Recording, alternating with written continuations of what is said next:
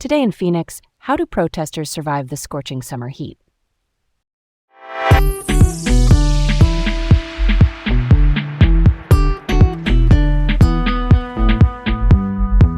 Hey there, Garrett here. And I'm Leah. Welcome to Laid Back Local, the news of the day with Leah and Garrett, coming at you from sunny Phoenix, Arizona. All right, first up, let's open the book on this.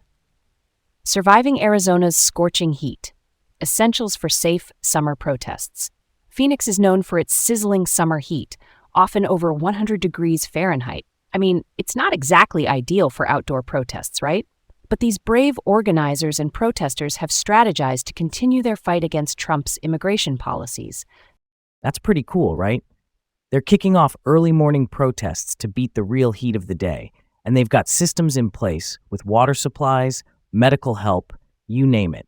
It's all about keeping folks safe while they make their voices heard in those, desert temperatures. Totally.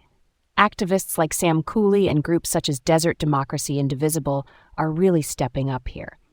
It's all about safety and ensuring the turnout is big, even as they face Phoenix's blazing sunshine. Can you believe they attract thousands despite the heat? Let's keep it moving. Next up is the long shadow of immigration policies. So here's where it gets really interesting. Garrett, give us the lowdown on this historical topic. All right, let me paint the picture for you.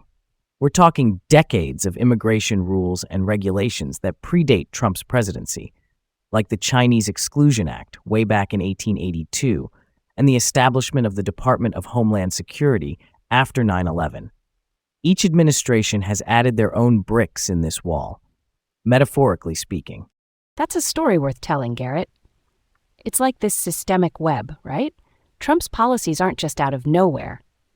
They're an extension of historical trends. The U.S. Border Patrol's surveillance within a 100-mile zone, what's the buzz there? Yeah, that's worth exploring. Basically, it means the patrol has a wider zone without the usual constitutional guarantees. It's a throwback to national security-driven policies, which really kicked up after 9/11. I could get behind examining how these policies have evolved. Okay, let's move on. Inside Joe Arpaio's 93rd birthday bash. This event was something else, filled with even more controversial figures. Arpaio's influence, strong as ever, brings quite the crowd, including ex-mobster Sammy the Bull Gravano. Nailed it. That's a curveball. Gravano, known from notorious mafia histories showing up, talk about a mixed bag of guests. Arpaio's polarizing legacy clearly precedes him. It's a real conversation starter.